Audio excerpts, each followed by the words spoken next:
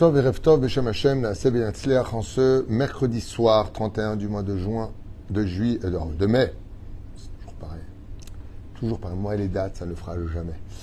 Et le Yud Bet, puisqu'on est déjà le soir du mois de Sivan, Haim Tovim ou Shalom, Shiur acheté par Sarah Benisti Ayekara, Kakadjourou, Iverechota, elle et toute sa famille sur tout leur chemin, Beatzachar, Rabba Bechom, Aseyadav.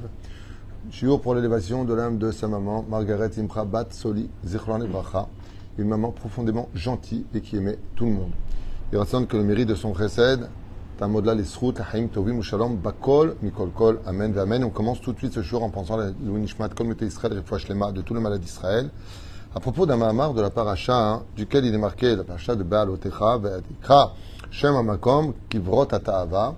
Les enfants d'Israël se plaignent dans cette paracha et demandent à manger de la viande. Ils font preuve d'une effronterie hors du commun qui va fâcher Moshe et qui va fâcher profondément Dieu. Donc des cailles leur sont projetés en grande quantité du ciel au point qu'en les consommant, cela va sortir par tous les orifices et que beaucoup d'entre eux vont mourir de façon absolument atroce. Pourquoi ? Parce que l'effronterie avec laquelle ils ont demandé de la viande, elle est bien au-delà de toutes les choses qu'on peut supporter. Moshe Rabbeinu lui-même d'ailleurs va demander la mort en disant « Prends-moi, je ne peux plus ». Waouh, à ce point-là, oui. Pourquoi ? Parce que le monde de la Torah ne supporte pas le culot. On ne supporte pas les gens qui vont... parce qu'ils avaient de la viande, ils avaient du mouton. Donc, tu veux de la viande, t'en as. Puis, il y avait la manne. Alors, la manne ne changeait pas physiquement, mais le goût prenait le goût que tu voulais. Donc, tu voulais la viande, tu pensais à la viande, tu mangeais un steak. Mais les enfants d'Israël ont voulu autre chose, et c'est beaucoup plus profond que ça. Ici, dans le secret du secret des choses, à ce qui paraît, on parle des lois de la Nida. Ils trouvaient ça trop long d'être séparés de leur femme pendant 2 semaines. Et donc, ça provoque ce que ça a provoqué. Ils voulaient de la viande. Vous avez compris de quoi on parle. Et ça, le pisode. Ici, il y a quelque chose qui vraiment... donc, je vous lis dans Mayana Shel Torah. L'oraket à Amitavim Kavrusham, pas simplement ceux qui ont été les influenceurs, les Merishaïm, qui ont demandé à manger de la viande, alors que c'était pas ça du tout. En réalité, c'était plutôt le côté révolté de dire qu'on en a ras-le-bol de la Torah et de Dieu. C'est un petit peu ça qui reflète dans cette demande. Selon certains commentateurs, c'est une grande marque là-dessus aussi. Mais en tout cas, on a vu que Moshe a perdu espoir en ces gens-là. Incroyable. Jour que j'expliquais d'ailleurs pourquoi il demande à mourir pour cette épreuve et pourquoi pas pour le Meraglim ou le faute du veau d'or. Juste pour ça, tu demandes. Très intéressant. Sujet que je vous conseille de voir que j'ai fait il y a 2 ans ou 3 ans. Et la deuxième chose qu'on va apprendre maintenant, alors qu'est-ce qui a été aussi enterré là-bas? Pas simplement ceux qui ont été Yoazim,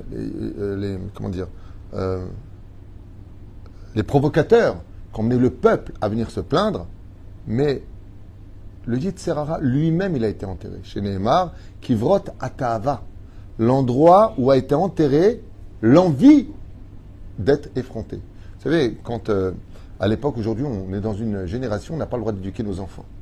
Tu les disputes trop fort, pourquoi tu lui cries dessus? Tu lèves la main sur les fesses parce qu'il t'a manqué de respect. On t'emmène la revacha, attention à ce que tu as fait à ton enfant. C'est un truc de fou. Et de l'autre côté, il y a aussi des fous qui exagèrent dans leur façon de se comporter, certes.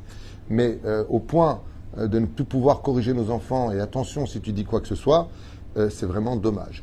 Résultat, Kadosh Baruch Hu, il nous apprend ici, il y a des règles. L'effronterie a ses limites. Et la réponse que Dieu donne, elle est terrible. Laquelle, regardez dans la paracha de la semaine, Baal Techa, c'est qu'à partir du moment où tu commences à manquer plus que de respect, tu commences à me provoquer, tu commences à rediscuter ma Torah, eh bien, il faut savoir que ces Réchaïm sont morts dans cette paracha-là. Mais avec eux est mort quelque chose d'autre. Et c'est ça qui est très intéressant, que je voulais développer avec vous. Ce qui est très intéressant, c'est de comprendre que tant qu'une personne a fait Teshuvah, mais que la chose vit encore en elle, elle existe aussi pour les autres. Prenons un exemple. Quand il y a eu la faute du veau d'or, Moshe Rabbeinu s'est posé une question. Et il a dit, je ne comprends pas. On est sorti, après 10 miracles, la mer rouge qui s'est ouverte, on a eu la manne qui vient du ciel, le puits de Myriam, le don de la Torah. Maintenant, vous avez vu Dieu donner la Torah à Moshe et vous donner les 2 commandements. Vous avez donc été témoin oculaire. Makara, qu'est-ce qui a été la source de l'influence pour vous faire fauter? Et Moshe trouve, et il dit, je sais c'est quoi. C'est tout simplement l'or que vous avez sorti des maisons égyptiennes qui étaient imprégnées de toutes les idolâtries les plus sataniques et les plus démoniaques qu'il y avait. Ce qui fait que tous les mondes matériaux qui nous entourent, s'imprègne automatiquement de l'atmosphère dans laquelle tu vis. Tu peux avoir un verre qui peut te donner du repos quand tu bois dedans. Tu peux avoir un verre qui a tellement subi de colère à côté qu'en prenant ce verre-là, ou par exemple tu vas dans un bar, tu demandes un verre, tu bois, ça n'a rien de mal. Un verre, c'est une auberge, c'est un restaurant, il n'a pas besoin de mikvé, ok? Mais ce que tu ne sais pas, que ça s'est passé avec des amis qui m'ont raconté, ils sont rentrés dans un endroit, en réalité là-bas, c'était un endroit pas bien, débauché. Eh bien, sache que quand tu bois là-bas, le verre il est cachère, il n'a pas besoin de mikvé, tu as bu de l'eau, tu as vu. Mais le fait de boire dans un endroit qui est tamé, sache que ce verre est empreint de Touma. Et qui se déposera quelque part sur toi. C'est ce que découvre mon cher Rabbeinu. Il découvre que c'est vrai qu'on est sorti d'Égypte, mais on a sorti une partie de l'Égypte avec nous dans l'influence de l'or qui était dans nos poches. Et l'or des maisons égyptiennes étant imprégné d'Avodah Zara, ça a embaumé l'atmosphère et donné l'idée de vouloir fauter dans l'idolâtrie. C'est pour ça que Moshe accuse Dieu dans la faute du Vaudor en lui disant Machanina misifrecha, efface le na, efface-moi de ton livre, qui veut dire Machanina, na, nun aleph. C'est le mot que Dieu a utilisé quand il a demandé à Moshe de parler aux oreilles des enfants d'Israël pour qu'ils demandent aux oreilles des Égyptiens de prendre l'or. D'aberna beozne Israël. Parle aux oreilles de grâce. Moshe lui dit, si tu veux punir les enfants, alors tu effaces 2 lettres de ton Sefer Torah. Le mot na, tu l'effaces, parce que c'est ce mot-là que tu as utilisé pour prendre l'or. S'ils n'avaient pas pris l'or des Égyptiens, ils n'auraient pas eu l'influence qui se trouvait dans cet or pour avoir l'idée mauvaise de faire telle et telle chose. Par exemple, encore une fois, ce que je vous dis, c'est une chose réelle. Tu peux, des fois, tu es invité chez quelqu'un. Ne prenez pas ça à la légère. Tu es invité chez quelqu'un et tu vas dormir dans un lit. Et bizarrement, pour la première fois, ou alors que tu avais laissé tomber la faute, tu vas avoir envie de faire Zera Levatala Hazve Shalom, de te caresser là où il ne faut pas. Vous avez compris. Masturbation. Et tu ne sais pas pourquoi tu le fais. Parce que dans ce lit-là, il y a quelqu'un qui le fait régulièrement. Et le lit est imprégné de la faute. Les anges maléfiques qui naissent de cela rôdent dans ce matelas. Ils peuvent influencer sur toi. Et c'est ce qui a marqué ici. Chazal nous disent L'ora katamitavim, pas que les fauteurs seulement, Kavrusham, ont été enterrés là-bas. Ki mata'ava atzman ikberasham. Mais ils ont enterré le mal lui-même, l'envie de refauter avec ce côté effronté, lui aussi il a été enterré. C'est pour ça qu'on n'en parlera plus du tout l'histoire de la viande et de la manne. Ça disparaît sur la scène de l'histoire. Pourquoi ? Parce qu'ils l'ont enterré. Et ça, c'est un moussar escal pour nous. Là, vous verrez que quand tu veux te débarrasser de quelque chose comme la orla, le morceau qu'on coupe de la Brit Mila, on l'enterre. Quand tu enterres une chose, on dit maintenant c'est mort et enterré. C'est-à-dire, on arrête avec ça. D'accord ? À part le peuple d'Israël qui aura droit à Triatamétim selon son mérite, on enterre les choses. Enterrer l'histoire, eh bien, c'est enterrer le mal qui nous a possédés. Très souvent, on est addict à la cigarette, on va être addict à toutes sortes de jeux ou de choses, et on va arrêter ça. Mais la vraie question qu'on se pose, c'est est-ce qu'on a enterré aussi cette addiction réellement ? Prenons un cas du Rav Dessler dans Mirtav Eliyahu, qui dit quand est-ce que tu peux vraiment savoir si une personne vraiment là, enterré le mal qui était en elle ? C'est très simple. Imagine qu'avant il était avec une très très très belle personne, d'apparence, et que maintenant il a fait tchouva. Et il sait que cette personne-là lui était interdite, parce qu'elle n'était pas juive, parce qu'elle était interdite, tout simplement, parce qu'elle est nida, c'est pas sa femme, peu importe. Juive comme non-juive, peu importe. Tant que c'est pas sa femme, si c'est une non-juive, elle est convertie, qui est d'être Moshe d'Israël, et être sa femme, et si ce n'est pas le cas, il n'a pas le droit de la toucher, car il est sourd, très important de tenir la main d'une femme qui n'est pas notre femme. Ok, tout le monde le sait, et tout le monde va faire tchouba là-dessus, parce que qui n'a pas fauté là-dedans ? À part les grands. Résultat, le Rav Dessler, il dit, cette personne-là maintenant, Bémet, elle est mariée, elle a fait tchouva, elle a regretté. Ouais. Seulement voilà que 10 ans plus tard, ou 20 ans plus tard, cette femme, qui était jeune quand elle l'a connue, toujours aussi belle, passe. Maintenant, elle est avec des copains. Et... Oh, salut, ça va ? Waouh, elle est waouh, il veut frimer. Les gens lui disent, elle est waouh, tu la connais ? Ouais, quand j'étais chiloni, quand j'étais pas religieux, c'est une ex, laisse tomber. Je ne peux plus parler de ça, tu comprends, je ne peux plus parler de ça. Qu'est-ce qu'il dit ? Il fait le malin maintenant. Le Rav Dessler, il dit, tu sais ce qu'il a enterré ?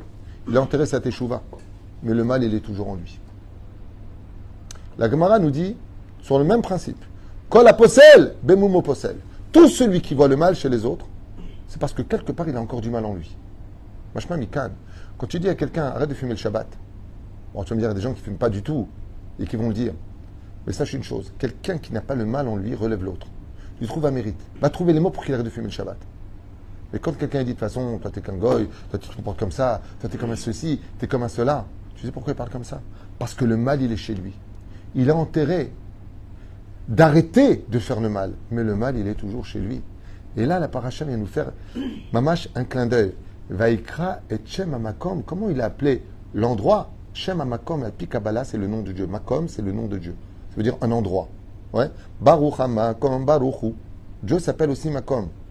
Vaikra et Shem Amakom. Si tu veux que le nom de Dieu repose sur toi, alors, Kavrot Atahava, enterre aussi le mal qui est en toi. Enterre vraiment le mal qui est en toi. Moi, par exemple, avant d'avoir fait tchouva, beaucoup de nourriture, que Dieu me pardonne vraiment, qui n'était pas cachère, j'aimais. Le goût, j'aimais. Mais aujourd'hui, quand tu vois cela, ben ça doit te dégoûter vraiment au fond de toi. C'est-à-dire que, comme j'ai expliqué ce Shabbat, dit le Rambam, on ne doit pas dire le porc, je ne mange pas parce que c'est pas bon, ça me dégoûte. Non, le porc, je ne mange pas parce que Dieu me l'a interdit. Mais un jambon beurre cornichon, c'était bon à l'époque. Tu le veuilles ou pas, ça avait du goût. Après, chacun discute.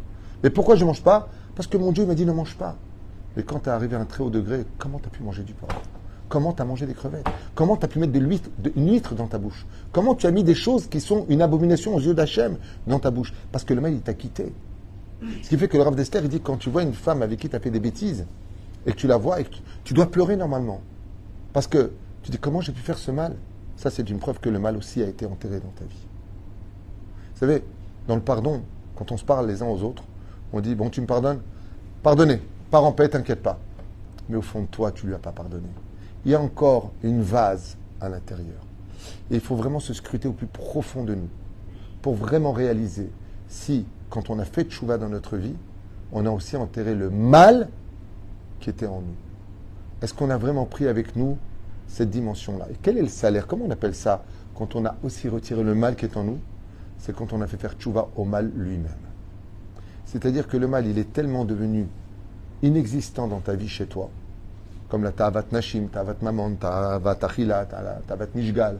Comme dit Rabbi Nachman de Brest, il y avait 3 plans. C'est l'envie de l'argent, l'envie de manger, l'envie de pratiquer l'union le plus possible. Ce sont trois sols extrêmement importants. Lui et Serara se raffolent de cela.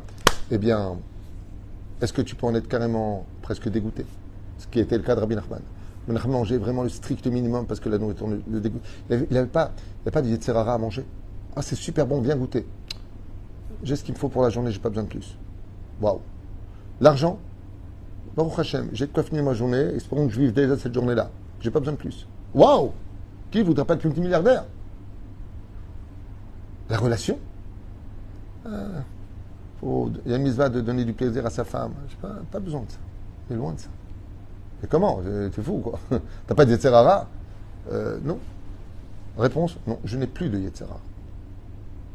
Et comme dit Rabbi Nachman, c'était très dur pour lui de manger, de travailler pour l'argent. Très très dur pour lui. C'est-à-dire, quand il avait de l'argent, Rabbi Nachman, c'est pour donner aux autres.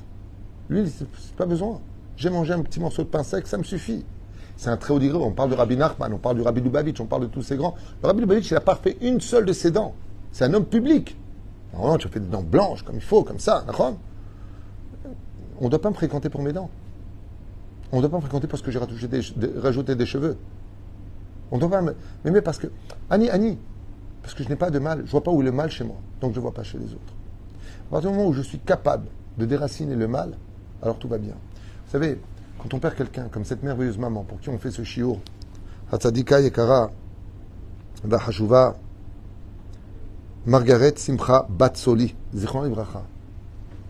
Quand on perd quelqu'un de cher à nos yeux, on sait que c'est pour le bien, on sait que maintenant il va aller au Gan Eden, qu'on doit avoir confiance en Dieu. Mais vraiment, est-ce qu'on le vit? Il y a le manque qui est humain, mais est-ce qu'on le vit vraiment? Là, chez l'acte de là, est-ce qu'on a retiré le mal ou un petit peu le mécontentement qu'on a vis-à-vis d'Hachem? Pourquoi tu m'as pris ma mère? Pourquoi tu me prends mon père? Tu vas commencer à juger. Mais tu l'acceptes. Mais tu juges, mais tu l'acceptes. Tu en veux à Dieu, mais tu l'aimes. Tu ne le comprends pas, mais tu n'as pas à le juger. Tu es en contradiction totale à l'intérieur de toi, donc tu n'es pas en paix. Et c'est exactement de quoi on parle. Ici, dans cette paracha-là, sur une phrase, Hachem nous dit, tu veux que je sois avec toi, Shem Amakom, tu veux mon nom avec toi, Kivrot Atav. Quand tu fais tchouva, ça ne suffit pas simplement d'arrêter la chose. Il faut regretter la chose. Et ça fait partie des conditions de la teshuva, c'est mon Rambam, il faut aussi regretter le mal qu'on a fait. Tu as volé, tu regrettes, essaie de rembourser, va voir un chacham comment rembourser. Mais quand tu vas maintenant avancer sans plus jamais voler, qu'est-ce que tu penses de toi quand tu étais voleur? Qu'est-ce que tu penses de toi quand tu étais un homme à femme? Qu'est-ce que tu penses de toi quand tu étais une personne qui mentait tout le temps, qui jurait pour rien? Qu'est-ce que tu penses de toi? Dans beaucoup de biographies que j'ai lues dans ma vie, et j'en ai lu beaucoup au début de ma teshuva, énormément. D'ailleurs, chaque fois que je vois des livres en français sur la biographie, je me rappelle de moi qui les avais lus à l'époque, la vie de Rashi, du Rambam, tout le monde. Vraiment, le Rabbi Yosef Karo, le Harizal, comment ça s'appelle, Rabbeinu Akadosh, Akol. Et je tombais aussi sur des livres des rabbinim qui ont fait teshuva. Et quand ils arrivaient, au moment où on racontait, quand ils n'étaient pas religieux, tu voyais dans l'écriture les mots employés, des lettres qu'ils ont laissées, de combien ils ont regretté d'avoir fauté. Bon, j'ai fauté. Non. Dont un, que je rappelais simplement dans sa biographie, que je conseille à tout le monde de lire, le Hagra, Rabbi Eliyahu Vilna, le Gaon de Vilna, qui raconte dans sa biographie que un jour, à l'âge de ses 25 ans, il s'est souvenu qu'à l'âge d'un an, en passant près de la tête de son père, il lui a fait tomber la kippa. Et il s'est mis à jeûner toute la journée pour ça. Mon père, il a dû se lever derrière la chaise, ramasser sa kippa et la mettre sur la tête à cause de moi. Par contre, tu l'as lu aussi? Ah, tu connaissais aussi cette histoire. Eh bien, c'est un petit peu ça. Quand tu fais du mal et que tu as arrêté, sois aussi capable d'enterrer le mal qui est en toi, parce que s'il te poursuit à l'intérieur, eh bien, il va se refléter dans tous tes regards chez les autres, en le trouvant chez lui. Kola possel, bemumo possel. Tu vois le mal chez les autres parce qu'il vit encore en toi. Tu en veux aux autres, au lieu d'avoir de la peine pour les autres. Un vrai tzaddik qui voit quelqu'un qui ne fait pas Shabbat, il a de la peine pour lui, parce qu'il sait qu'il a perdu son monde futur, il sait ce qu'il attend. Il sait qu'il est en train de pourrir son mazal, qu'il n'a pas la bracha. Et lui, il vit dans l'illusion de ce qu'il a. Donc il va avoir de la peine pour lui. Mais celui qui n'a pas envie d'être Shomer Shabbat, ça le gonfle le Shabbat. C'est long, machin. Ouais, c'est vrai, ils ne font même pas Shabbat, ceux-là. Pourquoi tu dis ça? Pourquoi tu les accuses? Dieu, comme enseigne la Chassidoute, il est l'ami de tout celui qui parle que du bien de son peuple. Je dis qu'il et Béhémet, qu'on enterre notre douleur et nos jugements vis-à-vis d'Hachem, malgré les épreuves qui s'annoncent de plus en plus difficiles, comme le dit la Gemara, mais c'est un sujet qu'on développe là, binéder, demain matin. Baruch Adonai Leolam. Amen, amen, et Toda Rabba de partager, de suivre les shurim, de nous soutenir. Hashem Verechetreem. Demain, on sera déjà le premier du mois pour le 10. Pour ceux qui pourront, Bezrat Hashem, je sais que c'est un peu tôt, mais on a beaucoup de dépenses. Et merci d'acheter des shiurim avec lesquels on arrive petit à petit à payer nos abrechim. Toda Rabba, Mikol Alev.